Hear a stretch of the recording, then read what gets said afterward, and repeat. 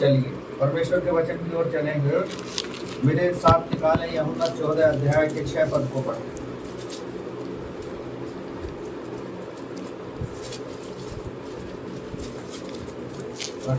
यीशु ने उससे कहा, हाँ। मार्ग और सत्य और जीवन मैं ही हूँ, बिना मेरे द्वारा कोई पिता के पास नहीं पहुँच सकता। यदि तुमने मुझे जाना होता तो मेरे पिता को भी जानते और अब उसे जानते हो और उसे देखा भी है। आइए आंखें बंद करके प्रार्थना। धन्यवाद हो प्यारे पिता, एक बार फिर से आपके पुत्र हमारे उद्धारकर्ता प्रभु यीशु के सामर्थ्य अद्भुत शक्तिशाली नाम का धन्यवाद करते हैं। इन गवाहियों के लिए धन्यवाद करते हैं कि आप हर पल हर क्षण हमारे साथ रहते हैं।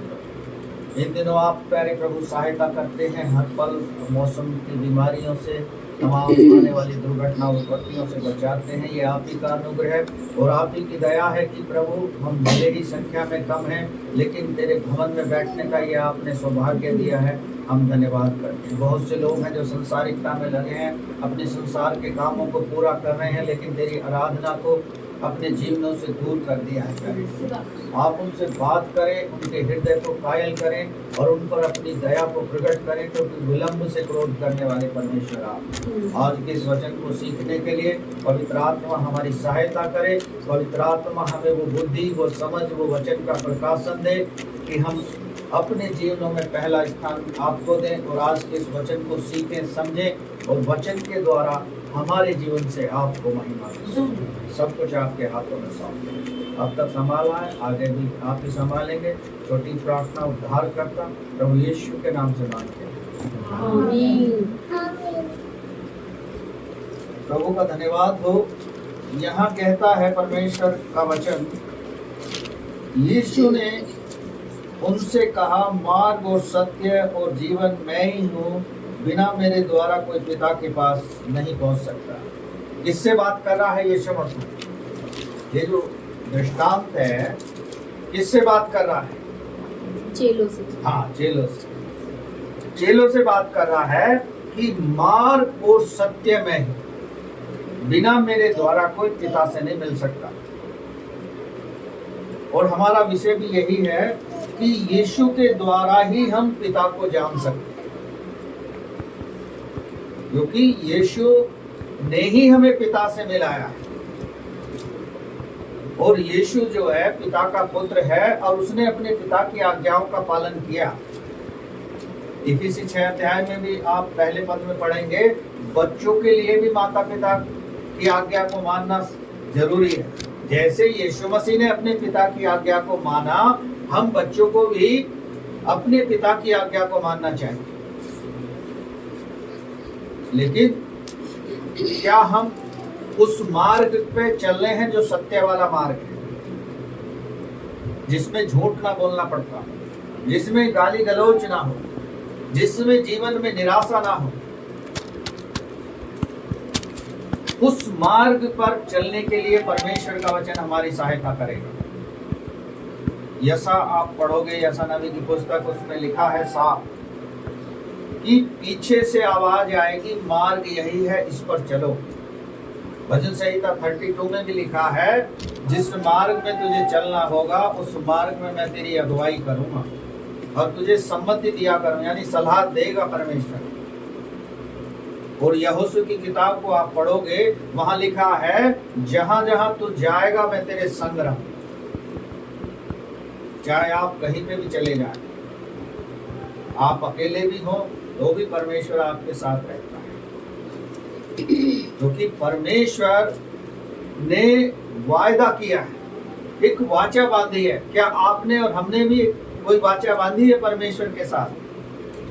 हाँ, जब आपने परमेश्वर को अपने जीवन में उद्धारकर्ता करके ग्रहण किया होगा, तो आपने भी एक वाचा बांधी होगी कि प्रभु आज से मैं अपने जीवन को तेरे हाथ में सौंपता और मैं तेरे साथ चलूंगा।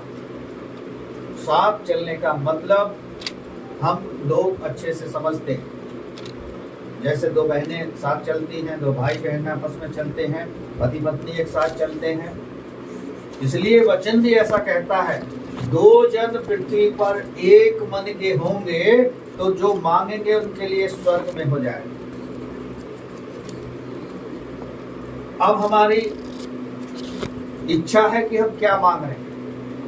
अब परमेश्वर का वचन कहता है, यूहन्ना 15 अध्याय को आप पढ़ेंगे, वहां लिखा है, यदि तुमने अभी तक कुछ नहीं मांगा है तो मेरे पिता से मेरे नाम से मांगो,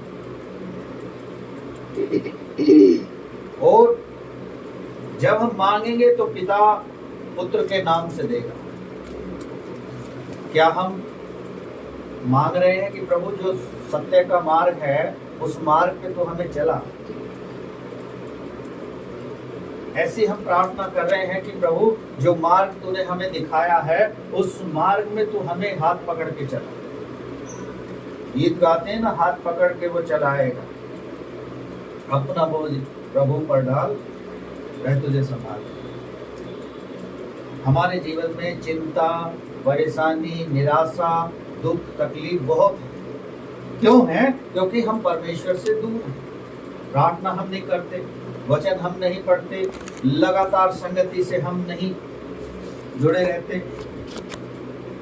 जब हम पोलियो प्रोजेक्ट में काम करते थे तो वहां एक स्लोगन दिया था, एक भी बच्चा छोटा तो सुरक्षा चक्र टूटा। ऐसे ही परमेश्वर का वचन है, यदि हम एक या 2 बार या 3 बार या 4 बार संगति से दूर हो जाएंगे तो फिर आप ऑटोमेटिकली दूर हो जाएंगे, क्योंकि शैतान फिर हमें, हमारे हृदय को कठोर कर देगा। और जब आमना सामना होगा परमेश्वर से, तो बाद में होगा जैसे परमेश्वर के सेवकों से होता है, तो फिर हम या तो झूठ बोलेंगे, या फिर हम बहाने लेंगे, या फिर हम तरह तरह की बातें करेंगे। लेकिन परमेश्वर सब कुछ जानता है, इसलिए वो कह रहा है, मार्ग और सत्य और जीवन मैं हूं, बिना मेरे द्वारे कोई पिता के पास नहीं जा सकता। बहुत से लोग कोशिश कर रहे हैं। मैं एक ऐसे परिवार को बता सकता हूं, वो प्रार्थना में नहीं आते हैं, लेकिन जब उनसे मैं मिलता हूं और कहता हूं कि भाई प्रार्थना में क्यों नहीं आ रहे, तो वो तरह तरह के बहाने लेते हैं और कहते हैं, पास्टर जी प्रार्थना हम लगातार कर रहे हैं। प्रार्थना तो लगातार कर रहे हो, लेकिन किसके साथ कर रहे हो? अपने स्वयं अकेले कर रहे हो। संगति नहीं कर रहे हो तो कैसे ज्ञान मिलेगा? कैसे तुम्हारे जीवन की कमी को बताएगा परमेश्वर? परमेश्वर ही बताता है। उत्पत्ति की पुस्तक आपने पढ़ी होगी सबने, वहां लिखा है कि हर रोज शाम को आदम और हवा से संगति करने के लिए परमेश्वर आता था। हम तो सप्ताह में एक दिन मिल रहे हैं, अब वो भी 2 घंटे के लिए बैठकर आपस में स्तुति गीत गा रहे हैं, आराधना कर रहे हैं, उसके वचन से सीख रहे हैं। जब हम सप्ताह में 2 घंटे का समय नहीं दे सकते तो सोचो और इमेजिन करो कि हम उस समय में आदम और हवा के समय में होते और हर रोज शाम को परमेश्वर हमसे कहता संगति करो, तो हम क्या करते? 7 पद में क्या कहता है? यदि तुमने मुझे जाना होता तो मेरे पिता को भी जानते, और अब उसे जानते हो और उसे देखा भी है। हाँ। चेलों से कह रहा है, क्योंकि चेलों ने जरूर सवाल किया होगा कि हमें पिता से मिलवा दे, पिता कौन है? लेकिन उसने कहा, क्या तू बिल्कुल नहीं जानता? जिसने मुझे देखा है उसने पिता को देखा है। जो मुझे जानता है वो पिता को भी जानता है। इसलिए कह रहा है कि पिता के पास जाने के लिए जानना जरूरी है मुझे। हम यीशु के जीवन के विषय पे 4 सुसमाचारों में पाते हैं, मत्ती, मरकुस, लूका, जॉन। इनमें यीशु मसीह के चरित्र के विषय में है। यीशु मसीह ने कैसे जीवन बिताया, कैसे सेविकाई को शुरू किया, कितने बड़े बड़े काम किए और कैसे किए,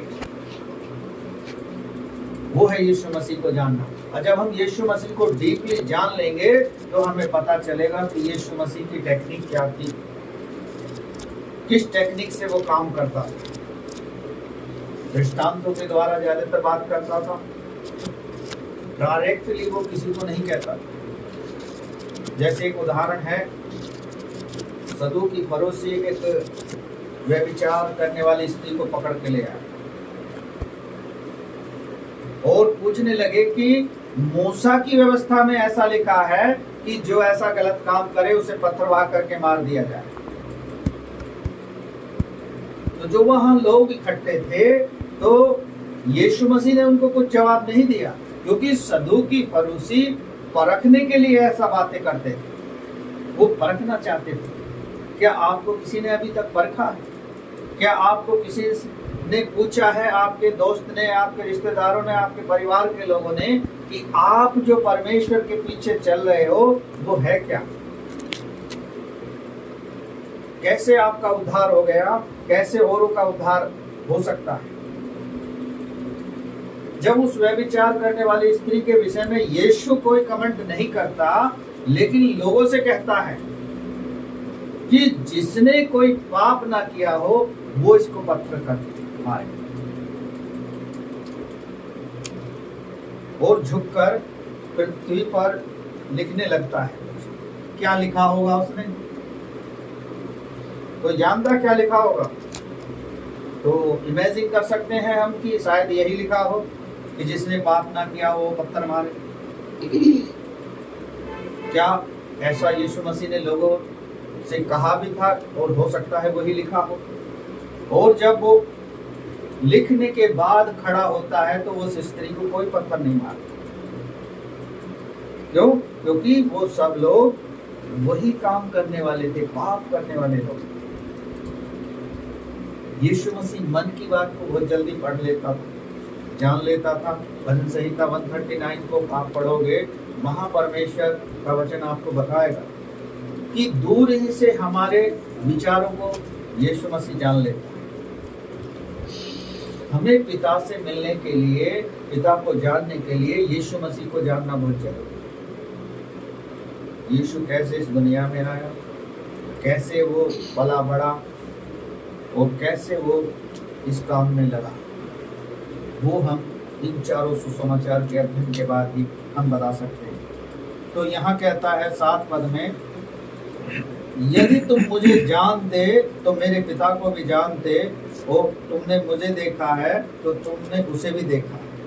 एक और पद जल्दी से निकाल कर पढ़ेंगे मेरे साथ, इसी में 14 में 23 को पढ़ें। क्या कहता है वहाँ परमेश्वर का वचन? यीशु ने उसको उत्तर दिया, यदि कोई मुझसे प्रेम रखेगा तो वह मेरे वचन को मानेगा, और मेरा पिता उससे प्रेम रखेगा, और हम उसके पास आएंगे और उसके साथ वास करेंगे। हाँ, ये बहुत महत्वपूर्ण है हमारे जीवन के लिए।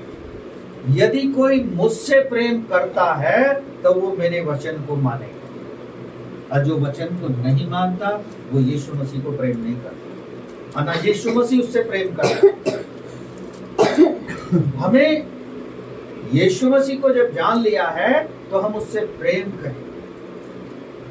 आगे क्या कहता है इसी में 24 में, जो मुझसे प्रेम नहीं रखता वह मेरे वचन नहीं मानता, और जो वचन तुम सुनते हो वह मेरा नहीं वरन पिता का है जिसने मुझे भेजा।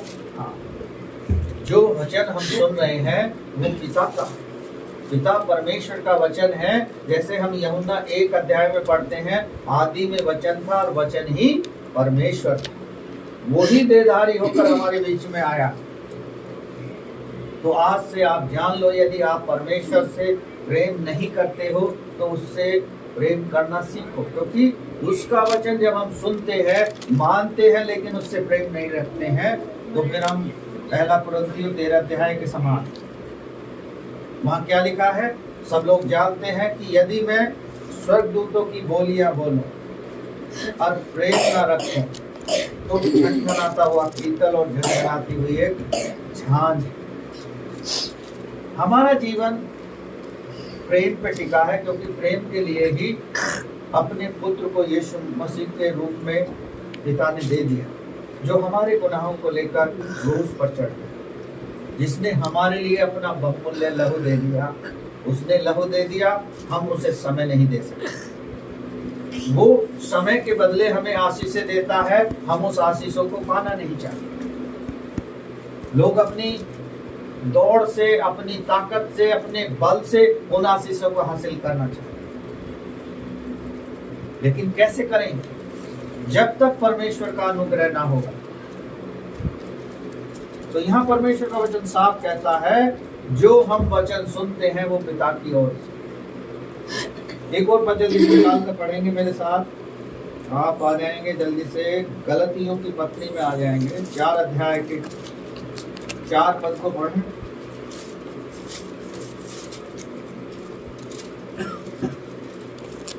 परंतु जब समय पूरा हुआ तो परमेश्वर ने अपने पुत्र को भेजा, जो स्त्री से जन्मा और व्यवस्था के अधीन उत्पन्न हुआ। व्यवस्था के अधीन उत्पन्न हुआ और स्त्री से जन्मा। इसमें भी कुछ लोग तर्क करते हैं। मुझसे बहुत लोगों ने पूछा है कि यीशु मसीह कुआरी से ही क्यों उत्पन्न हुआ। तो उसके सवाल का जवाब क्या होगा? कोई बताएगा क्या होगा? क्योंकि मनुष्य जाति के पापों को कोई पवित्र आदमी ही लेके चढ़ सकता है, और जो मनुष्य स्त्री से जन्म लेता है, स्त्री और पुरुष के द्वारा मिलन से, वो पाप का है, पुरुष है। जो पवित्र आत्मा के द्वारा परमेश्वर के अनुग्रह से उत्पन्न हुआ है वो पवित्र है। इसलिए यीशु मसीह अपनी देह में मनुष्य जाति के पापों को लेकर चढ़ा और ठीक समय में व्यवस्था के अनुसार उसने कार्य किया, जो व्यवस्था मूसा ने दी थी। लेकिन मूसा की व्यवस्था को वो खत्म करने के लिए नहीं आया था, उसको हटकर लोगों के जीवनों को बदलना चाहता था। पिछली व्यवस्था को आप पढ़ेंगे तो कभी आप धर्मी नहीं ठहर सकते। सारी बातें पूरी करोगे, एक में चूक जाओगे तो आप पापी ही ठहरोगे। व्यवस्था ऐसी बनाई थी मूसा। आज जो हम गलती पे गलती करते जा रहे हैं, प्रभु हमें क्षमा करता जा रहा है, लेकिन एक लिमिटेशन है उसकी। व्यवस्था में गलती करने की लिमिटेशन थी कि एक गलती कर दी तो फिर चूक गए अब आप। इसलिए यीशु मसीह आया और उस व्यवस्था को समाप्त करने के लिए नहीं, बल्कि उससे हटकर हरेक का मेल मिलाप कराने के लिए परमेश्वर के पुत्र से आया, पिता से मिलाने के लिए। गीत गाते हैं ना, पुत्र ने है पिता से मिलाया। और वो तीनों एक है, पिता पुत्र पवित्र आत्मा, तीनों एक है, तीनों की सामर्थ्य एक है, कार्य करती है। जब आप लोगों के बीच में होते हैं वो उस समय कार्य करती है। हाँ, पढ़े 5 पद को पढ़े। साथ ही व्यवस्था के अधीनों को मोल लेकर छुड़ा ले, और हम जो लेपालक होने का पद मिले। हाँ, लेपालक होने का पद मिले। व्यवस्था के अधीन जो हम पड़े थे, हमें मोल लेकर उन्हें छुड़ा लिया और लेपालक का पुत्र हमें बना दिया, यानी परमेश्वर के अधीन होने का। यूहन्ना 1 अध्याय के 12 पद को पढ़ोगे तो वहाँ लिखा है, जितनों ने उसे ग्रहण किया है उसने उनको परमेश्वर की संतान होने का अधिकार दिया है। हमारे पास और आपके पास अधिकार तो है, लेकिन क्या हम उसके बेटा बेटी कहलाने के योग्य हैं? वो हमें देखना पड़ेगा। और परमेश्वर के वचन को हम सुन रहे हैं तो पिता की ओर से है ये वचन, हमारी ओर से नहीं है। हाँ, इसमें एक और पद जल्दी से पढ़ेंगे 7।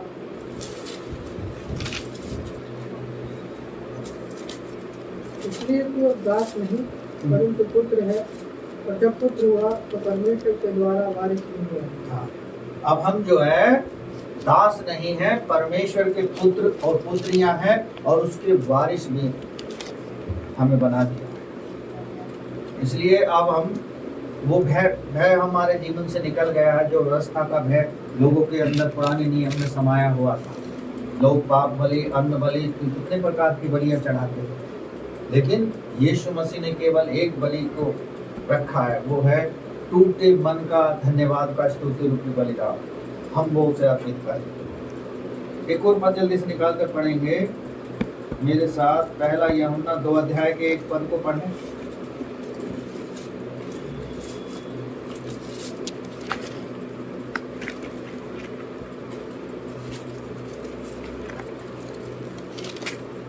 एक के दो को ना, ये है। दो का एक। अच्छा। हे मेरे बालकों, ये वाला ना। हाँ। हे मेरे बालकों, मैं ये बातें तुम्हें इसलिए लिखता हूँ कि तुम पाप ना करो, और यदि कोई पाप करे तो पिता के पास हमारा एक सहायक है, अर्थात धर्मी यीशु मसीह। हाँ। ये इसलिए लिखता है कि हम पाप ना करें। यदि गलती से पाप हो जाता है तो हमारे लिए पिता के पास एक है महायाजक के रूप में यीशु मसीह, जो हमारे लिए विनती करता है कि पिता तू इन्हें क्षमा कर। यूहन्ना 16 अध्याय को आप पढ़ा होगा, वहां भी कहता है कि मैं पिता इन लोगों के लिए विनती करता हूं जो तूने मुझे दिए हैं। इस संसार के लोगों के लिए मैं प्रार्थना नहीं करता।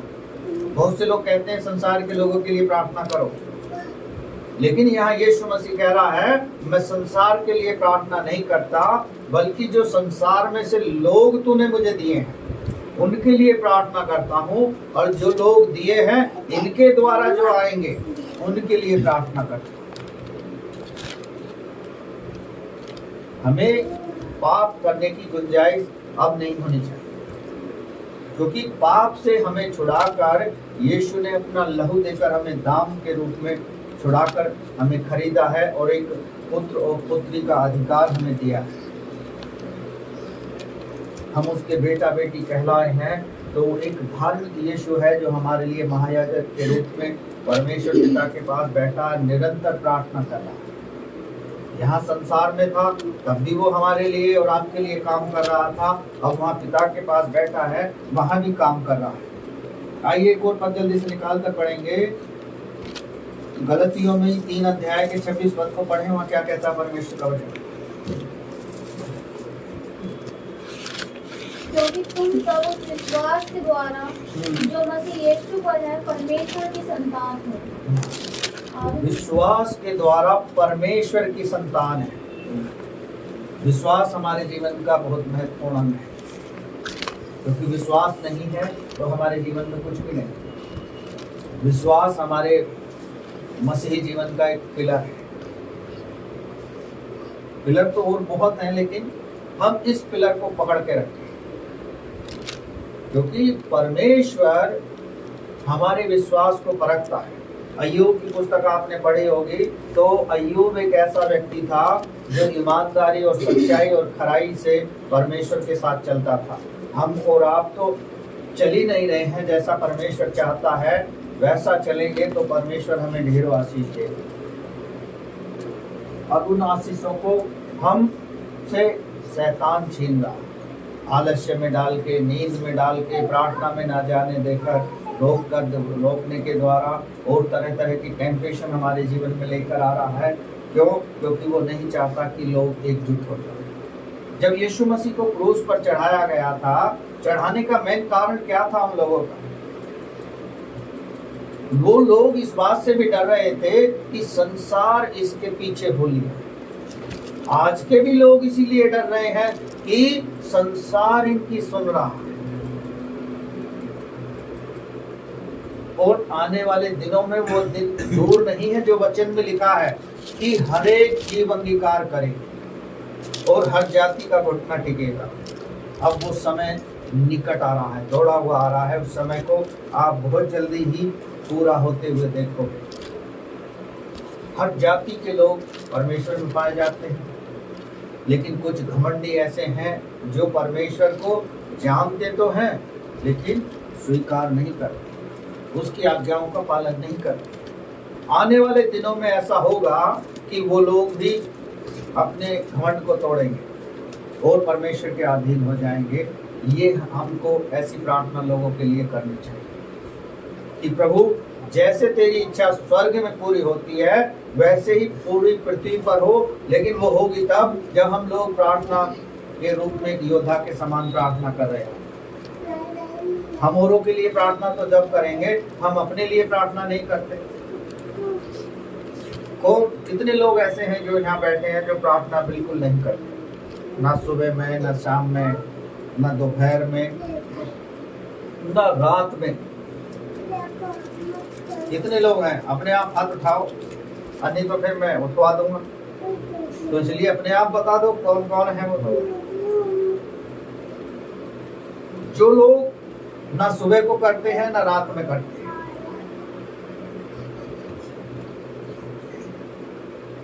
तो कोई बताएगा या मैं पूछूं? क्योंकि मुझे मालूम है कौन प्रार्थना करता है और कौन नहीं करता। बताओगे कोई?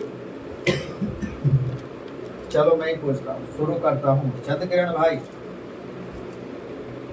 कितने टाइम प्रार्थना करते हो? सुबह करते हैं, रात को? रात को सोते टाइम करते हैं, बस। अच्छा, चलो सुबह या शाम करते हैं। कोमल बताओ। पांचवी शाम को भी करते हैं, अच्छा। 11 बजे वाली भी करते हैं और रात को भी करते हैं। अच्छा, 3 टाइम होगा। चलो रीतु बताओ। सुबह सो के उठते ही करते हैं बस। और ऑफिस में खाली समय। अच्छा, ऑफिस में खाली समय में। चलो स्वाति। मैं सुबह में करती हूँ, रात को। अच्छा, अभिषेक तुम बताओ। मैं तो जब स्कूल में रहता हूँ तो एक तो सुबह को करके जाता हूँ और एक 6:30 बजे से 7:30 बजे तक। चलो अच्छी बात। मतलब ये है कि हमें प्रार्थना का जीवन जीना चाहिए हाँ जी।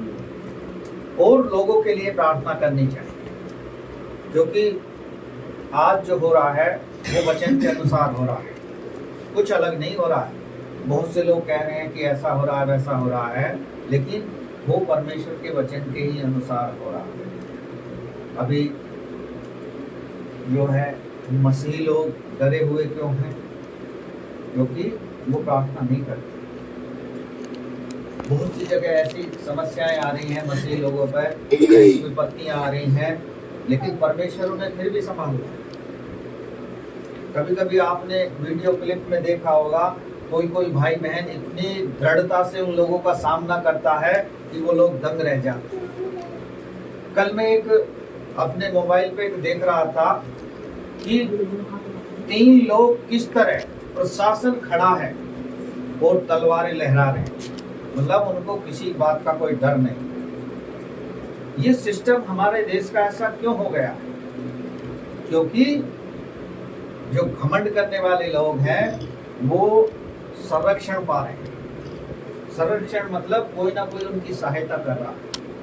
और सहायता कर रहा है कौन? आप सब लोग जानते हैं, सत्ता में बैठे हुए लोग। पुलिस कस्टडी में लोगों की हत्याएं कर दी जाती हैं और पुलिस वाले डर के भाग जाते हैं। AK-47 दे रखी है। सोचो, जो सीमा पर हमारे देश की रक्षा कर रहा है, उसके सामने जब दुश्मन आता है, यदि वो हथियार छोड़ के वहां से भाग जाए तो दुश्मन हमारे देश में घुस जाएगा। वो व्यक्ति वहां सीमा पर खड़ा होकर गोलियां खाता भी है, गोलियां चलाता भी है, लेकिन हमारे राज्य के लोग एक व्यक्ति को छोड़कर भाग जाते हैं। बाइबल में लिखा है, लोग मुंह देखा न्याय करेंगे, लेकिन परमेश्वर सच्चा न्यायी है। वो न्याय करने में देरी नहीं करता।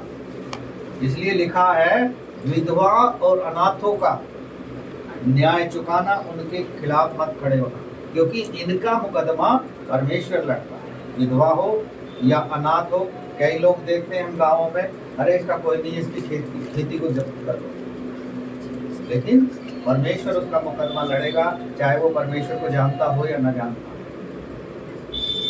इसलिए जिनके साथ परमेश्वर है उनका विरोधी कोई नहीं हो सकता। हमें अपने जीवन को परमेश्वर के हाथों में सौंपना होगा।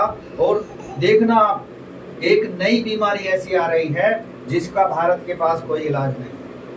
अब कुछ देशों में वो शुरू हो गई है फैलना। तो हमें यदि बचना है तो परमेश्वर की छत्र छाया में ही बच सकते हैं, अन्यथा हमारा जीवन अलग जाएंगे तो हम कुछ नहीं कर सकते, क्योंकि वचन के अनुसार लिखा है, तुम मुझसे अलग होकर कुछ नहीं कर सकते। चलिए लास्ट में एक और पद पढ़ेंगे, उसके बाद समाप्त करेंगे। इफिसी की पुस्तक में आ जाएंगे और 2 अध्याय के 18 पद को पढ़ेंगे। क्योंकि उसी के द्वारा हम दोनों की एक आत्मा में पिता के पास पहुंच पहुंच हुई पहुंच होती है। होती है। हाँ, एक ही आत्मा के द्वारा हमारी पिता से मुलाकात होती है, वो है पवित्र आत्मा। कभी किसी ने प्रार्थना करते समय यीशु मसीह को देखा है? किसी ने देखा है? हाँ, मैंने अनुभव तो किया है। हाँ, मैंने देखा नहीं है, लेकिन जब मैं दूसरों के लिए प्रार्थना करता हूँ तो उनके पास खड़ा हुआ यीशु मसीह को मैं देखता हूँ। पिछले दिनों नोएडा में मैं था, एक लड़की में से दुष्ट आत्मा हम निकाल रहे थे। दुष्ट आत्मा इतनी गूंगी और बहरी थी, वो सुन नहीं रही। मैं था, एक पासवान और थे, और वो चुप होकर बैठ गई। पास्टर जी उसके नजदीक को गए, उसने बड़ी जोर से करा हा करके। तो पास्टर जी कहने लगे, तुम मुझे डरा रही है। यानी दुष्ट आत्मा को जब निकाला गया तो देखा मैंने कि यीशु मसीह उसके पास खड़ा है। और वो दुष्ट आत्मा उस परिवार में, उस लड़की के अंदर कब से थी? लगभग कह रही थी वो कि 12-13 साल हो गए। 12-13 साल से उस लड़की के जीवन में प्रवेश करी हुई थी। उस बीमारी के कारण, उस दुष्ट आत्मा के कारण उस लड़की का रिश्ता भी छूट गया। उसके परिवार के लोग लड़के के कह गए कि बीमार लड़की हमें नहीं चाहिए। तो आप सोचिए कैसा संसार है। तकलीफ के समय में उस परिवार का साथ छोड़ दिया, जबकि वो चाहते तो उन्हें हिम्मत दे सकते थे कि आप परेशान मत हो, परमेश्वर सब कुछ करेगा। परमेश्वर के लिए कोई भी काम कठिन नहीं है, लेकिन हमें अपने जीवन की रक्षा स्वयं करनी होगी, क्योंकि हमें पिता से मिलना है। तो आत्मा में होकर हम पवित्र आत्मा के द्वारा परमेश्वर पिता को जानते भी हैं, उससे मिलते भी हैं, उसके वचन को भी पढ़ते हैं, उसके साथ संगति भी करते हैं, और वो हमें उत्तम आशीषें भी देता है। इसलिए अब हम आत्मा के द्वारा पिता से मिलते हैं। आत्मा एक ही है, लेकिन काम वो अलग अलग प्रकार से कर रहा है। आप पढ़ लेना, गलतियों 5 अध्याय के 22 पद में लिखे हैं, आत्मा के बहुत सारे फल हैं और वो काम अलग अलग तरीके से करता है।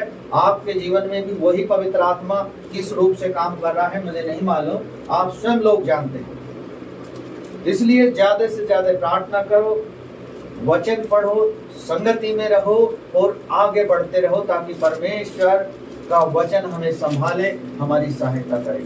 और प्रभु का धन्यवाद हो इस बात के लिए। और एक बार फिर से मैं कहूँगा, कृपया समय का पालन रखें।